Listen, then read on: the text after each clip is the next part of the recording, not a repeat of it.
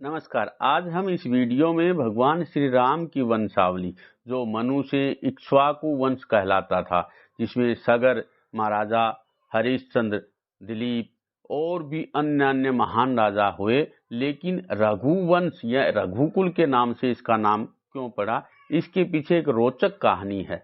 वो आपको आज हम इस वीडियो के माध्यम से बताएंगे। कहानी ये है कि महाराजा दिलीप, जो भगवान श्री राम जी के परदादा से भी ऊपर पीढ़ी के थे, महाराजा दिलीप बहुत ही पराक्रमी और अपनी प्रजा पालन में बहुत लीन रहते थे। चारों दिशाओं में उनका साम्राज्य था, यानी देवासुर संग्राम होता था तो महाराजा दिलीप इंद्र की मदद करने के लिए जाते थे, इतने पराक्रमी थे। उनको, महाराजा दिलीप को एक कामना थी। काफी दिन के बाद उनको संतान उत्पन्न नहीं हो रही थी। राजा दिलीप की यह परम कामना थी कि उनकी जो प्रिय पत्नी सुदक्षिणा, वो उनके समान ही तेजस्वी ओजस्वी पुत्र को जन्म दे। ये मनोरथ लेकर के महाराजा दिलीप गुरु वशिष्ठ के आश्रम में गए। जब गुरु वशिष्ठ के आश्रम में ऋषियों ने, मुनियों ने महारानी के साथ राजा दिलीप को देखा तो समाचार प्राप्त हुआ। उनको विधिवत उन्होंने आदर के साथ में सम्मान किया और नीति के अनुसार चलने वाले राजा दिलीप का पत्नी के साथ में बहुत सत्कार और स्वागत किया। आश्रम में प्रविष्ट होते ही उन्होंने संध्या बंदन सब क्रियाएं पूर्ण की। इस प्रकार सब आश्रम वासियों की सब संध्या बंदन क्रियाएं संपन्न हुई तो महाराज और महारानी उन तपस्वी महामुनि वशिष्ठ के समीप जाकर के बैठ गए। उनके समीप पहुंचने पर राजा और उनकी पत्नी मगध कुमारी सुदक्षिणा ने कुलगुरु तथा उनकी पत्नी के चरण स्पर्श कर उन्हें प्रणाम किया। महर्षि वशिष्ठ और उनकी पत्नी अरुंधति ने हृदय से उनको आशीर्वाद प्रदान किया और आनंद के साथ, बड़े प्यार के साथ, दुलार के साथ उनका स्वागत किया। सब क्रियाओं से निवृत्त होने के उपरांत महर्षि वशिष्ठ ने राजा दिलीप से पूछा, राजन, आपके राज्य में सब प्रकार से कुशल तो है ना? राजा दिलीप ने केवल शस्त्र विद्या के ही महारथी नहीं थे, वो बोलने के भी, बातचीत के भी बहुत ही निपुण थे। उन्होंने महाराज वशिष्ठ से कहा, गुरुजी, आपकी कृपा से, आपके मंत्रों के प्रभाव से, आपके आशीर्वाद से मेरे यहाँ किसी तरह की कोई विपत्ति नहीं है, न ही कोई आपदा है, न ही कोई अनावृष्टि आदि प्राकृतिक आपदा है, न ही शत्रु चोर आदि का कोई भय है। प्रजा अपने अपने कार्य में तल्लीन है। अंत में राजा ने अपने निसंतान होने की बात महाराज गुरु वशिष्ठ को बताई। तब महर्षि वशिष्ठ बोले, राजन, तुमसे एक अपराध हुआ है, इसलिए तुम्हारी अभी तक कोई संतान नहीं हुई है। तब राजा दिलीप ने आश्चर्य से पूछा, गुरुदेव, मुझसे ऐसा कौन सा अपराध हुआ कि मैं अब तक निसंतान हूँ? कृपा करके मुझे बताएं। तब वशिष्ठ बोले, राजन, एक बार की बात है, जब तुम देवताओं की एक युद्ध में सहायता करके वापिस लौट रहे थे, तब रास्ते में एक विशाल वटवृक्ष के नीचे देवताओं को भोग और मोक्ष देने वाली कामधेनु विश्राम कर रही थी। तुम्हारा अपराध यह है कि तुमने शीघ्रतावश अपना विमान रोककर उन्हें प्रणाम नहीं किया, जबकि राजन, यदि रास्ते में कहीं भी गोवंश दिखे तो दाईं ओर होकर राह देते हुए उन्हें प्रणाम करना चाहिए। यह बात तुम्हें गुरुजनों द्वारा पूर्व काल में बताई जा चुकी थी, लेकिन फिर भी तुमने गोवंश का अपमान और गुरु आज्ञा का उल्लंघन किया है। इसलिए राजन, तुम्हारे घर में अभी तक कोई संतान नहीं हुई है। आंखों में आंसू लेकर के विनम्रतापूर्वक हाथ जोड़कर राजा दिलीप गुरु वशिष्ठ से प्रार्थना करने लगे, गुरुदेव, मैं मानता हूं कि मुझसे अपराध हुआ, किंतु अब इसका कोई उपाय बताइए। तब महर्षि वशिष्ठ बोले, एक उपाय है राजन। यह उपाय अगर आप करेंगे तो निश्चित रूप से आपको संतान और पुत्र रत्न की प्राप्ति होगी। राजा दिलीप के बार बार पूछने पर गुरु वशिष्ठ ने उन्हें ये उपाय बताया।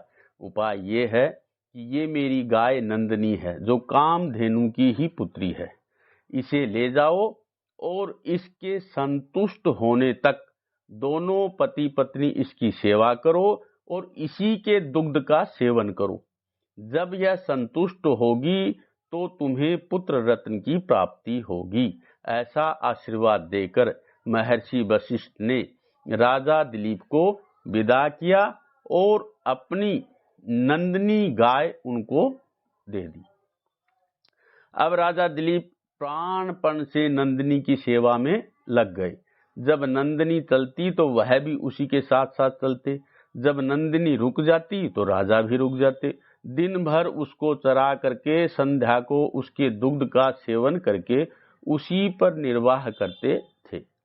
एक दिन का संयोग कि एक सिंह ने नंदनी पर आक्रमण कर दिया और उसे दबोच लिया।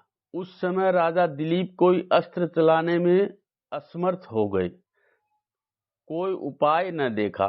तो वह सिंह बोला कि हे राजन, मैं कोई साधारण सिंह नहीं हूं, मैं सामान्य शेर नहीं हूं, मैं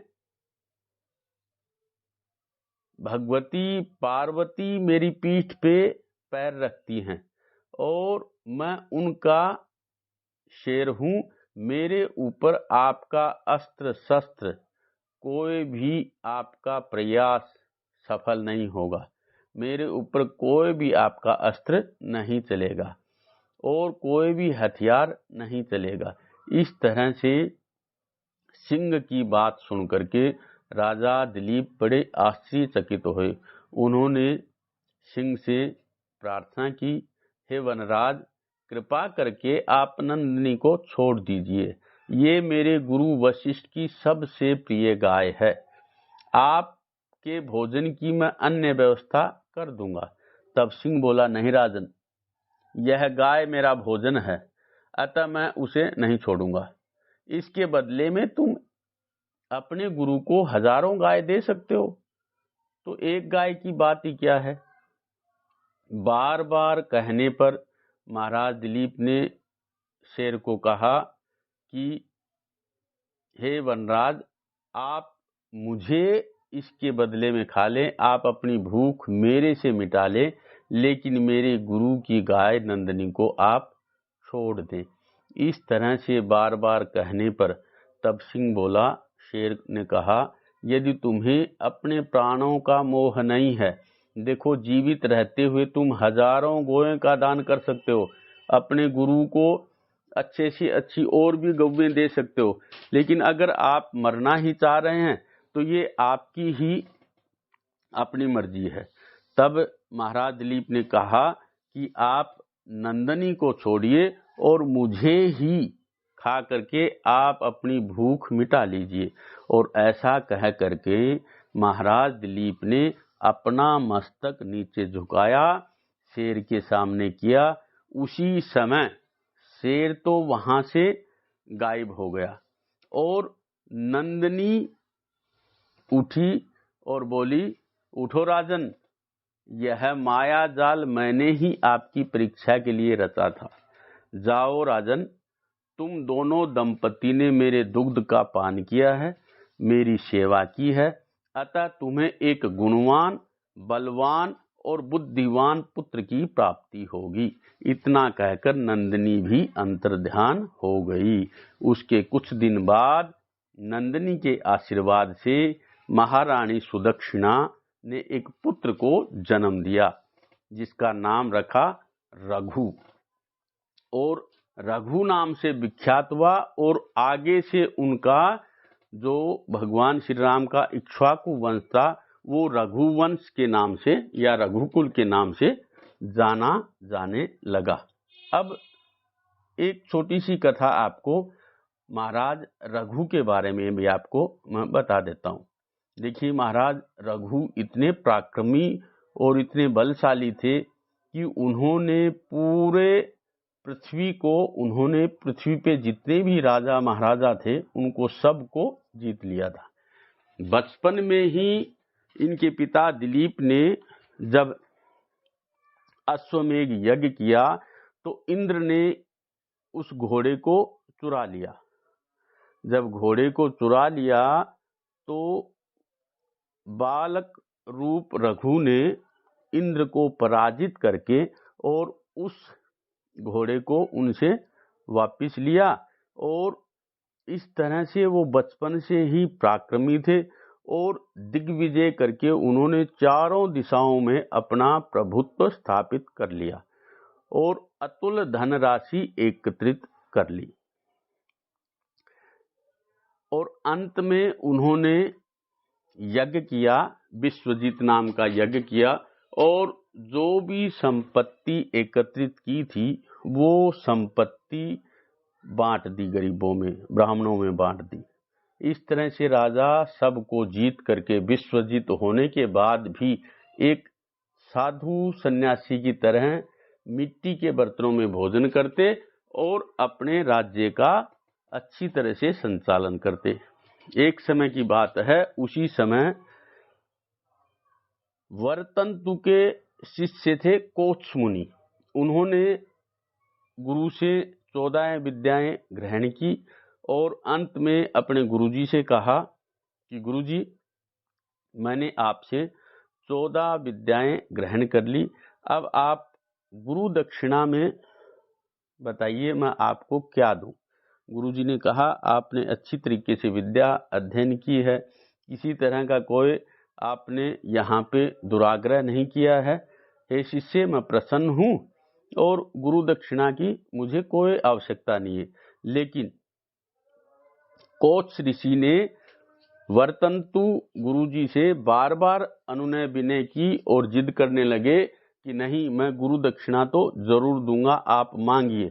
तब वरतंतु ने उन्होंने कहा कि तुमको मैंने 14 विद्याएं सिखाई हैं, आप मुझे 14 करोड़ स्वर्ण मुद्राएं ला करके दो। यानी गुरु दक्षिणा में 14 करोड़ स्वर्ण मुद्रा मुझे दो। ऐसा सोच करके और कोत्स मुनि उस समय के महाराजा रघु के पास पहुंचे। महाराजा रघु ने अपनी कुटिया में उनका आदर सत्कार किया। तब कोत्स ऋषि असमंजस में पड़ गए कि मैं अपनी मनोरथ इन्हें बताऊं या न बताऊं। तब महाराजा रघु ने उनसे कहा, मुनिराज, आप अपना मनोरथ मुझसे कहिए, आप बताने में संकोच क्यों कर रहे हैं। तब कोत्स मुनि ने कहा कि मैं आपकी ये परिस्थिति देख रहा हूं महाराजन, तो मुझे लगता नहीं है आप अपना वचन निभा पाएंगे, इसलिए मैं वापिस ही अपना मनोरथ आपको बिना कहे वापिस जाता हूं। फिर महाराज रघु ने बड़े अनुनय विनय के साथ कहा कि महाराज, मैं प्रण करता हूं, मैं वचन देता हूं, मेरे चाहे प्राण चले जाएं लेकिन मेरा वचन नहीं जाएगा, मैं वचन निभाऊंगा, आप अपना मनोरथ कहिए। तब उन्होंने बताया कि मुझे गुरु वरतंतु को 14 करोड़ स्वर्ण मुद्राएं गुरु दक्षिणा में देनी है और वो चाहिए। उन्होंने कहा ठीक है, आप निश्चिंत रहिए और मैं आपका ये कार्य जरूर करूंगा, क्योंकि प्राण जाए पर वचन न जाए। ऐसा कहकर उन्होंने अपने सेनापति आदि को ऑर्डर दिया, आदेश किया कि कल कुबेर के ऊपर चढ़ाई करनी है और कुबेर से हमने 14 करोड़ स्वर्ण मुद्राएं ला करके गुरुजी को देनी है। जब कुबेर महाराज को पता लगा कि महाराज रघु आक्रमण करने वाले हैं, तो उन्होंने रात्रि में ही महाराजा रघु के खजाना भर दिया और खजाना भरा हुआ देख करके राजा के सहचरों ने सुबह महाराज को बताया कि जी खजाना तो भरा हुआ है। तो उन्होंने वो सारा धन कोत्स ऋषि को देने का आग्रह किया कि आप ये सारा धन ले जाइए। उन्होंने कहा कि महाराज, मुझे सिर्फ 14 करोड़ स्वर्ण मुद्रिकाएं ही चाहिए, इससे अधिक मैं नहीं लूंगा। महाराज रघु का दानशील स्वभाव और कोत्स मुनि का अपने गुरु के प्रति गुरु भक्ति को देख करके देवताओं ने पुष्प वर्षा की और महाराज रघु ने बाकी का धन विश्वजीत नाम यज्ञ करके और ब्राह्मणों में और जरूरतमंद लोगों में बांट दिया। इस तरह से महाराज रघु के बाद अज पैदा हुए। महाराज अज के चक्रवर्ती सम्राट दशरथ पैदा हुए और उनके भगवान श्री राम।